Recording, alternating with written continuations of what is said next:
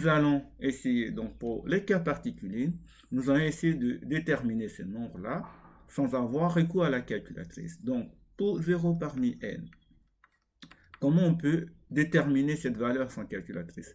On sait que 0 parmi n, ça représente le nombre de chemins dans un schéma de Bernoulli avec n répétitions qui contient 0 succès. Donc, ça veut dire que ce schéma, ou bien ces chemins doivent contenir que des échecs. Or, si vous prenez un schéma de Bernoulli, il n'y a qu'un seul chemin qui va contenir que des échecs. Donc, par exemple, si je prends l'exemple de n égale à 3, j'ai succès, échec, succès, échec, succès, échec, succès, échec. Là aussi, j'ai succès, échec, succès, échec, succès, échec.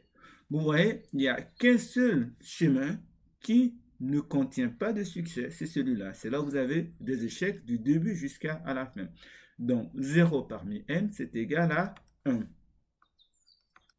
Maintenant, on passe à 1 parmi n. Donc, si je prends n parmi n, c'est-à-dire que si je prends un schéma de Bernoulli, l'arbre de probabilité qui correspond à un schéma de Bernoulli avec n répétitions, combien de chemins vont contenir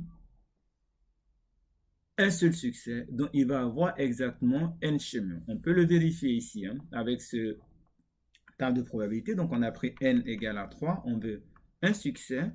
On va compter le nombre de chemins qui mènent à un succès et vous allez voir, on va retrouver exactement 3. Donc quels sont les chemins qui conduisent à un seul succès?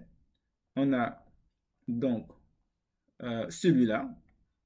Donc on a 1, on a celui-là, 2, et on a celui-là, on a 3. Donc, 1 parmi n, c'est toujours, ça donne toujours n. On passe maintenant à n moins 1 parmi n. En fait, vous avez une formule qui vous dit, si vous essayez de vérifier à la calculatrice, par exemple, si vous voulez calculer 2 parmi 5, si vous le comparez par exemple à 3 parmi 5, vous allez voir que ces deux donnent la même valeur. Donc, 2 parmi 5, c'est exactement la même chose que 3 parmi 5, parce que 2 plus 3, ça fait 5. Si vous cherchez par exemple 2 parmi 7, ça va donner exactement la même valeur que 5 parmi 7. Parce que 2 plus 7, 5, pardon, ça fait 7. Donc là, on voit que n-1 parmi n, ça va être exactement 1 parmi n. Pourquoi? Parce que n-1 plus 1, ça fait n. Et donc ça va être égal à n comme on l'a calculé avant. Donc n-1 parmi n, ça donne n. On nous dit de la même manière que n parmi n, ça va être égal à 0 parmi n.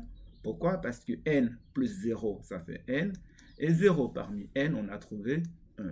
Cela est logique, parce que si vous prenez un schéma de Bernoulli avec n répétitions et que vous voulez n succès, il n'y a qu'une seule branche qui va contenir que des succès.